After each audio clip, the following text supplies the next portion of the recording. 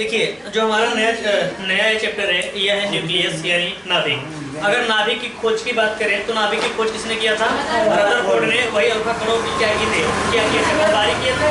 और जब अल्फा कणों का बमबारी या फिर अल्फा कणों का प्रकटन किए थे तो अल्फा कण जाके किसी छोटे जगह से टकरा के पुनः क्या हुआ था? चला आया था।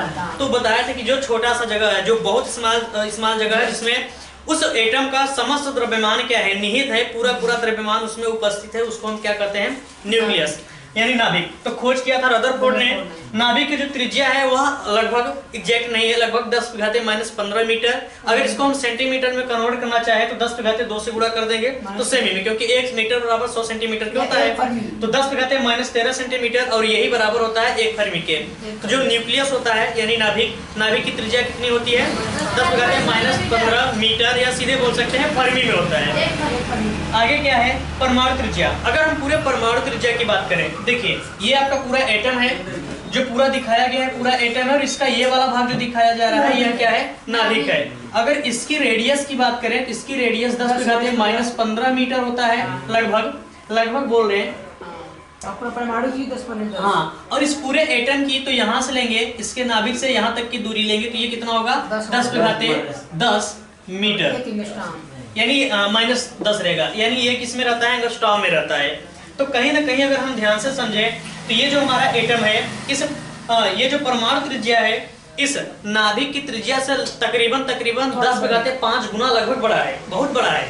यानी न्यूक्लियस सोचो यार इतना छोटा है, कैसे होता है? जैसे एक बॉल ले लो, क्रिकेट बॉल, गेंद ले लो, 5 किलोमीटर रेंज उसके चारों ओर फैला दो, ये अगर मान लगाया जा रहा है।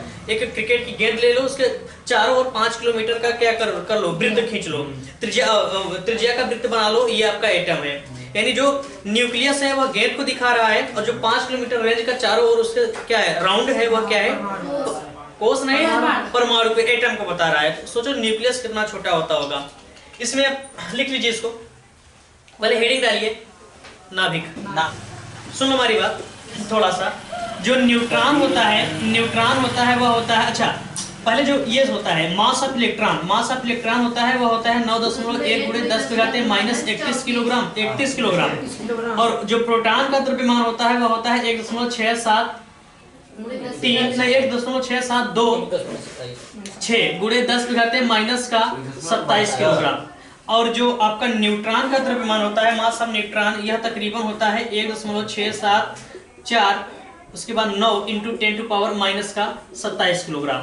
तो ध्यान से देखिए, ये जो है प्रोटॉन और न्यूट्रॉन का जो द्रव्यमान है तकरीबन क्या है? बराबर है। लेकिन अगर हम इलेक्ट्रॉन के द्रव्यमान की बात करें तो यह इससे बहुत छोटा है, तकरीबन 10⁴ टाइम्स क्या है? छोटा है। कौन? इलेक्ट्रॉन। तो ये जो इलेक्ट्रॉन होता है, इलेक्ट्रॉन का द्रव्यमान इन सब की तुलना में नगण्य होता है। क्या होता है? नगण्य होता है। तो आपका जो न्यूक्लियस होता है यानी नाभिक में आपका न्यूट्रॉन और प्रोटॉन रहता है। तो हम ये कह सकते हैं कि जो एटम होता है, जो आपका न्यूक्लियस होता है, उस पूरे एटम का न्यूक्लियस में पूरा क्या रहता है? द्रव्यमान समाहित रहता है, यानी धनावेश भी रहेगा और उसमें न्यूट्रॉन की संख्या भी रहेगी। उसे हम क्या कहेंगे? नाभिक। लिखो, बहुझक है तू सब। ये सब होना आता तो जैसे पढ़ लिखे जहां आए थे। लिखो, किसी परमाणु का समस्त द्रव्यमान, किसी परमाणु का, अरे मत बोले मत, समस्त द्रव्यमान, किसी परमाणु का समस्त द्रव्यमान तथा संपूर्ण धनावेश जिस छोटे स्थान में रहता है, जिस छोटे स्थान में रहता है उसे नाभिक कहते हैं, नाभिक की खोज किसने की थी? रदरफोर्ड ने। इसकी जो त्रिज्या है नाभिक की त्रिज्या फर्मी में चलता है। इतना हो गया। अब देखिए, इसको मिटा देना। बिल्कुल।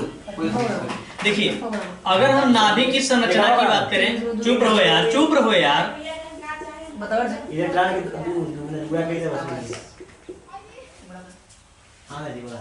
अगर नाभिक की संरचना की बात करें तो देखिए, जो नाभिक होता है, नाभिक में कितने अंग होते हैं? दो। एक होता है आपका क्या, न्यूट्रॉन, और एक होता है प्रोटॉन। न्यूट्रॉन और प्रोटॉन के सम्मिलित को मिला के हम कहते हैं न्यूक्लियस। क्या कहते हैं? न्यूक्लियस। यानी न्यूक्लियस, न्यूक्लियस मतलब नाभिक। नाभिक का अंग क्या क्या होता है? न्यूट्रॉन और प्रोटॉन। तो जो नाभिक की संरचना होती है वह न्यूट्रॉन से बना होता है, और किससे बना होता है? प्रोटॉन से बना होता है। और ये न्यूट्रॉन और प्रोटॉन का जो सम्मिलित रूप होता है इसको हम क्या कहते हैं? नाभिक नहीं, न्यूक्लियस के नाम से जानते हैं। तो नाभिक की संरचना में न्यूक्लियस आएगा। न्यूक्लियस न्यूक्लियस क्या कहते हैं? इसको न्यूक्लियस कहते हैं। इतना समझ में आ गया? अब देखिए, ये तो नाभिक के बारे में था। किसके बारे में? नाभिक। अब देखिए, नाभिक में पाया क्या जाता है? प्रोटॉन। क्या पाया जाता है? प्रोटॉन। तो प्रोटॉन की खोज किसने किया था? प्रोटॉन की खोज गोल्डस्टीन ने किया था। किसने किया था? गोल्डस्टीन ने। और नामांकन कौन किया था? रदरफोर्ड। तो आप अगर ऑप्शन में है कि प्रोटॉन की खोज किया था, अगर ऑप्शन में दोनों लोग हैं, गोल्डस्टीन भी है, प्रोटॉन है, तो किसको लगाएंगे? गोल्डस्टीन को। वरीयता किसको देंगे? गोल्डस्टीन को। देखो, हाइड्रोजन का नाम सुने हैं? किसका?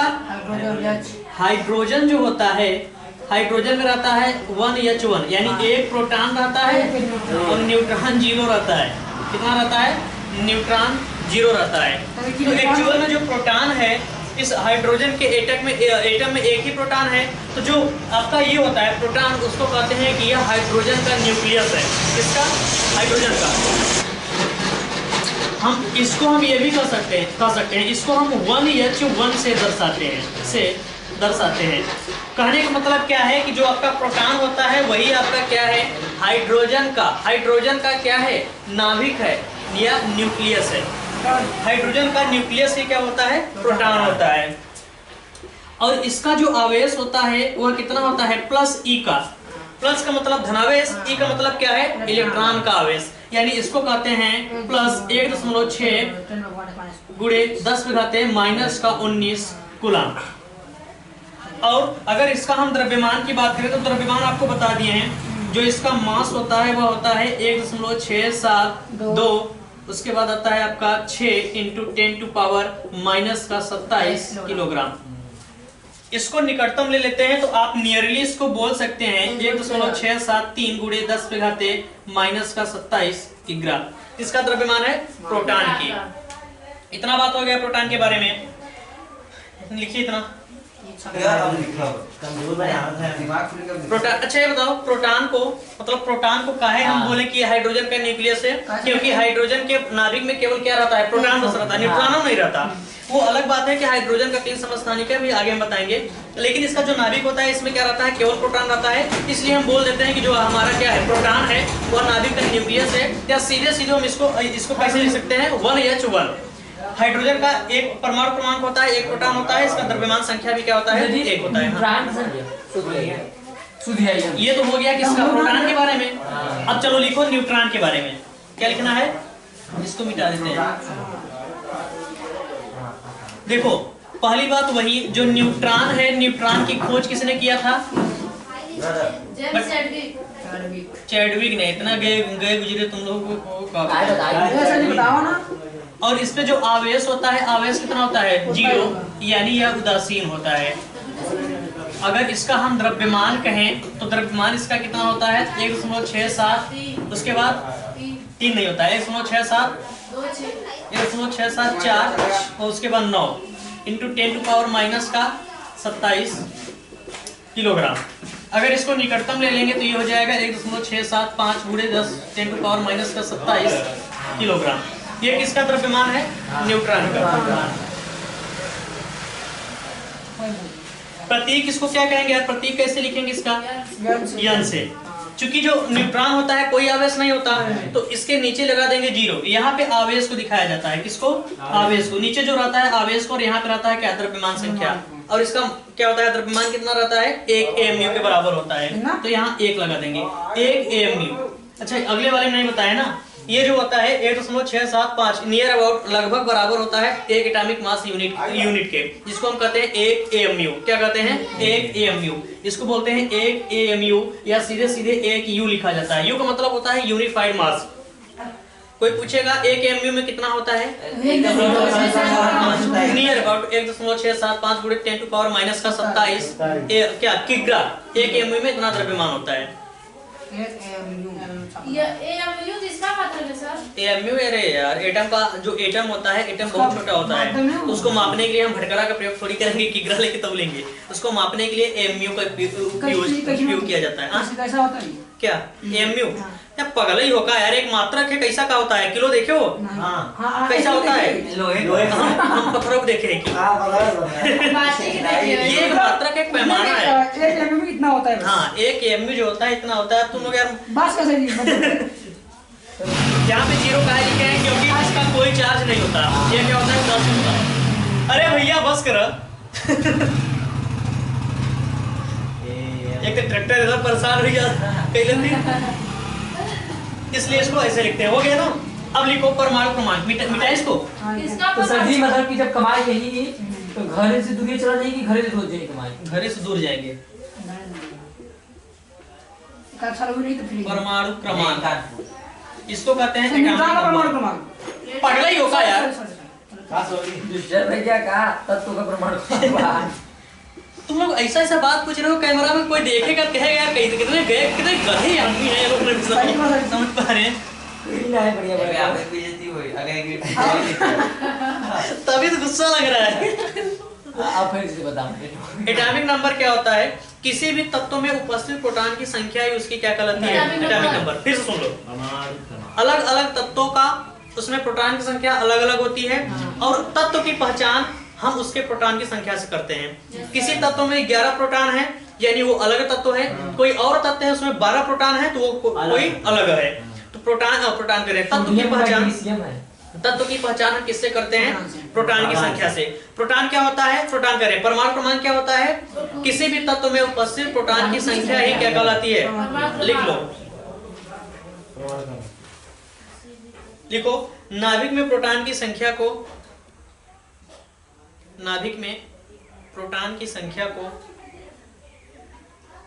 परमाणु क्रमांक कहते हैं। परमाणु क्रमांक कहते हैं। इसको जेड से लिखते हैं, बड़का वाला जेड।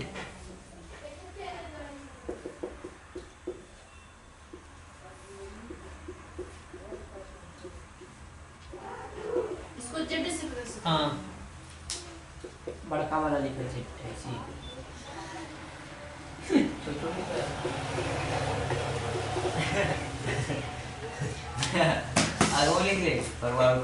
यानी परमाणु क्रमांक जो होता है जेड बराबर क्या होता है? पी।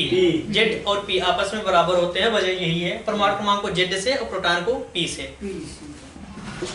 द्रव्यमान संख्या लिखो। नाभिक में उपस्थित प्रोटॉन और न्यूट्रॉन की संख्या को द्रव्यमान संख्या कहते हैं।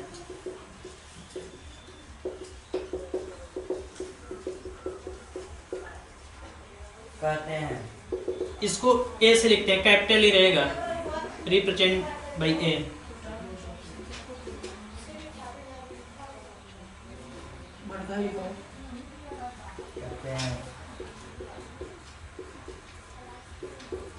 यानी जो सूत्र होता है वह क्या होता है? ए बराबर पी प्लस एन। पी क्या है? प्रोटॉन, एन क्या है? न्यूट्रॉन।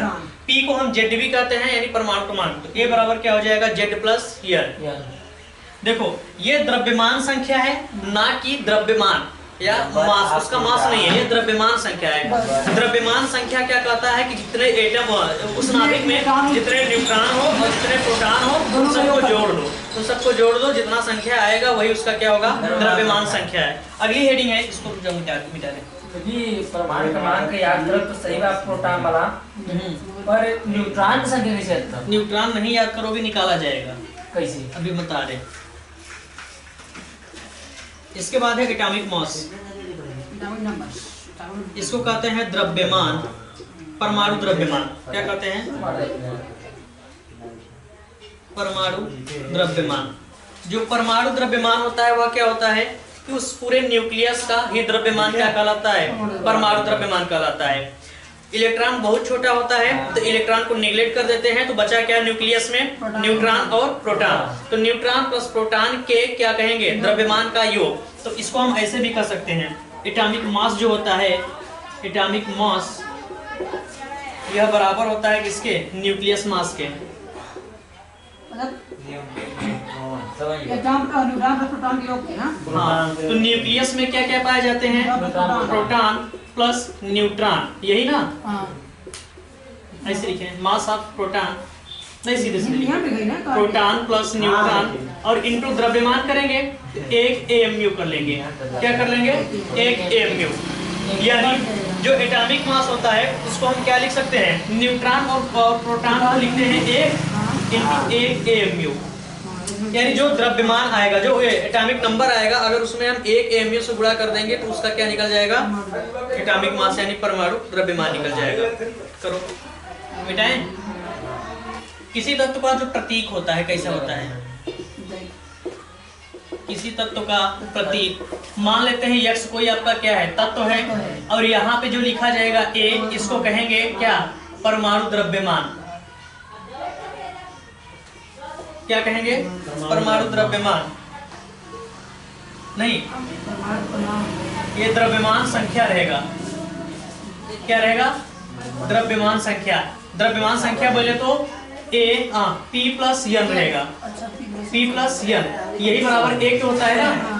तो द्रव्यमान संख्या क्या कहते हैं? उसमें प्रोटॉन की संख्या प्लस न्यूट्रॉन की संख्या ही क्या होता है? द्रव्यमान संख्या। और यहाँ पे जो होता है इसको हम बोलते हैं Z, या यही आपका होता है P, और इसको कहते हैं परमाणु क्रमांक। क्या कहते हैं? परमाणु क्रमांक। तो कोई भी तत्व होगा, ऊपर जो भी चीज लिखा जाएगा, ये चीज यहाँ भी लिख सकते हैं, कोई दिक्कत नहीं है। जो चीज ऊपर लिखा जाएगा उसको हम द्रव्यमान संख्या कहेंगे, और द्रव्यमान संख्या हमेशा प्रोटॉन और न्यूट्रॉन का योग होता है। नीचे जो रहेगा उसे हम क्या कहेंगे? परमाणु क्रमांक कहेंगे, और परमाणु क्रमांक ही आपका प्रोटॉन की संख्या होती है। ये प्रतीक है, लिख लो इसको। एक एग्जाम्पल है, वहां पे लिखा गया है कि ये ऑक्सीजन 8 16 ऐसे, इसको चाहे तो यहाँ भी लिख सकते हैं, कोई दिक्कत नहीं होगी। तो इसमें कह रहा है कि फाइंड द P यानी Z, उसके बाद क्या A, और क्या निकालना है? द्रव्यमान संख्या यानी परमाणु भार। द्रव्यमान संख्या परमाणु भार नहीं होता यार। परमाणु भार में हम उसमें क्या करते हैं? 1 AMU से गुणा करते हैं, और ये केवल उसका क्या है? द्रव्यमान संख्या है, मतलब नंबर है, प्रोटॉन और न्यूट्रॉन का नंबर है। द्रव्यमान उसका तब तक नहीं हो सकता जब तक उसमें हम 1 AMU यानी 1.674 × 10⁻⁻27 विग्रह से गुणा न कर दें। गुणा कर देंगे तो मास में बदल जाएगा। गुणा नहीं किया तो समझो किसमें है? नंबर में है, एक संख्या में है।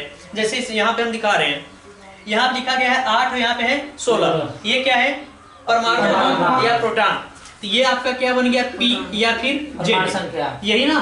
तो P या Z का मान कितना है? 8। A कितना है? 16। लेकिन ये जो 16 है ये क्या है जानते हो? P प्लस N है। प्रोटॉन और न्यूट्रॉन की संख्या मिला के कितना बना है? 16 बना है। तो बताओ ये क्या द्रव्यमान है क्या? नहीं, ये एक संख्या है। क्या है? संख्या। अब इसमें कह रहा है कि न्यूट्रॉन कितना होगा, तो यहाँ से न्यूट्रॉन निकाल सकते हैं। कितना आएगा? 8। अब समझ में आया न्यूट्रॉन कैसे निकालेंगे? लेकिन सर जी इसका परमाणु भार भी तो 16 ही होता है। किसका? ऑक्सीजन का। हाँ, परमाणु भार 16 होता है, 16 ही होता है, लेकिन उस समय उसको हम AMU लिखते हैं। क्या लिखते हैं? AMU। आंकिक रूप से तीनों एक ही होते हैं। परमाणु भार, द्रव्यमान संख्या, ये आंकिक रूप से इनका मान, मतलब जब कैलकुलेशन करते हैं तो उनका मान क्या होता है? एक ही होता है, लेकिन सैद्धांतिक रूप से अलग है। एक तो और करो अपने से। ये क्लोरीन है 17 और यहाँ पे लिखा गया है 35। इसमें पूछा जा रहा है Z का मान, और पूछा जा रहा है इसमें न्यूट्रॉन का मान। A का मान कितना होगा? अपने से निकालो। Z का मान कितना है यार? 17। और N का मान? यहाँ 35 में से 17 घटा लेंगे, कितना आएगा? 18। और A का मान तो वही दिया ही है, 35। ये समझ में आ गया? अच्छा, एक हम और दे रहे हैं कुछ इस यहाँ दिया गया है कार्बन, यहाँ पे 6 है, यहाँ पे A। पूछा जा रहा है A का मान क्या होगा? अगर Z का मान 6 और N का मान 7 हो तो कितना? 13 ही होगा ना? हाँ, तो जो A होता है क्या होता है? N प्लस P जोड़ेंगे कितना आएगा? 13। तो एक जगह कितना रखेंगे? 13। अब तो कर लेंगे, मिलाए इसको।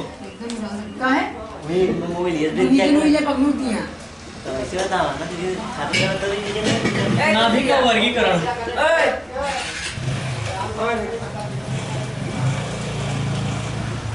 Classification of nucleus.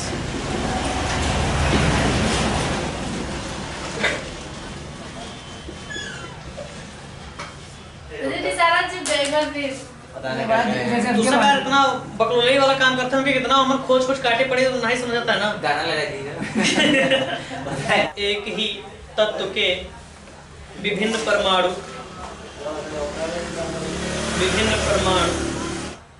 जिसका नाभिक समान हो कोष्टक में लिख लो, प्रोटॉन की संख्या समान हो तथा न्यूट्रॉन की संख्या भिन्न हो, समस्थानिक कहलाता है। इसे समप्रोटॉनिक भी कहते हैं, यानी इसको आइसोप्रोटॉन भी बोला जाता है। क्या बोला जाता है? आइसोप्रोटॉन। यानी प्रोटॉन की संख्या इसमें क्या रहेगी? समान।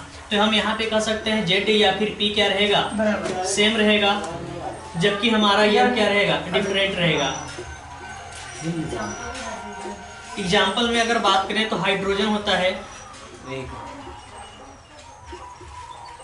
जो हाइड्रोजन होता है इसका 3 समस्थानिक है। कितना समस्थानिक है? 3। एक होता है 1H1, एक होता है 1H2 और एक होता है 1H3। इसको कहते हैं प्रोटियम। क्या बोलते हैं? प्रोटियम। इसको कहते हैं ड्यूटेरियम और इसको कहते हैं टाइट्रियम या टिट्रियम।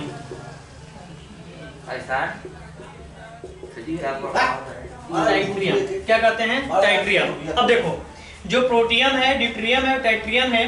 प्रोटियम में अगर हम प्रोटॉन देखें तो एक प्रोटॉन है, ड्यूटेरियम में भी एक ही प्रोटॉन है क्योंकि सबका क्या रहेगा? सेम रहेगा। ट्राइटियम में भी क्या है? एक ही प्रोटॉन है। लेकिन अगर इसमें हम न्यूट्रॉन देखें तो 0 है। कितना? 0। तभी तो A बराबर क्या होता है? 0 कह रहा है। A बराबर होता है N प्लस P।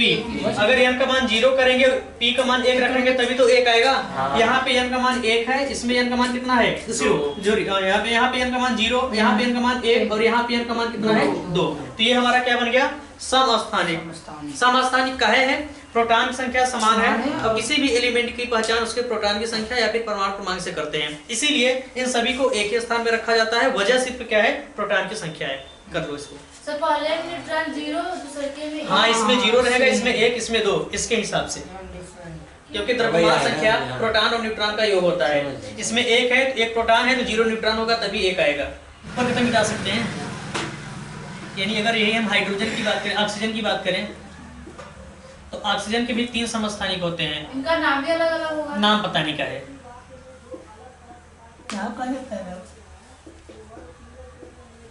तो ये सब कुल कहाँ से पता चला ना आपके? हमको? हाँ। अरे हम कोई केमिस्ट थोड़ी है यार। किसी को कहाँ से पता चला? किताब से पता चल रहा है, किताब पढ़ रहे हैं वही बता रहा है। इसका क्लोरीन का भी होता है। क्लोरीन का होता है 17, क्लोरीन होता है 35 और 17 क्लोरीन होता है 37।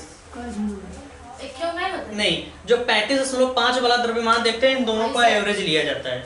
इसके बाद आता है आइसोबार, इसको कहते हैं समभारिक। भार में समझ में आ रहा है कि उसका द्रव्यमान संख्या क्या होगा? बराबर। यानी A सबका बराबर होगा और न्यूट्रॉन प्रोटॉन बराबर नहीं होंगे, डिफरेंट रहेंगे। ये सब प्रोटॉन भी डिफरेंट रहेगा। यानी ये अलग अलग तत्वों के लिए होता है। अलग अलग तत्वों का द्रव्यमान संख्या बराबर हो, जबकि न्यूट्रॉन और क्या? प्रोटॉन हाँ अलग हो, उसे हम क्या कहेंगे?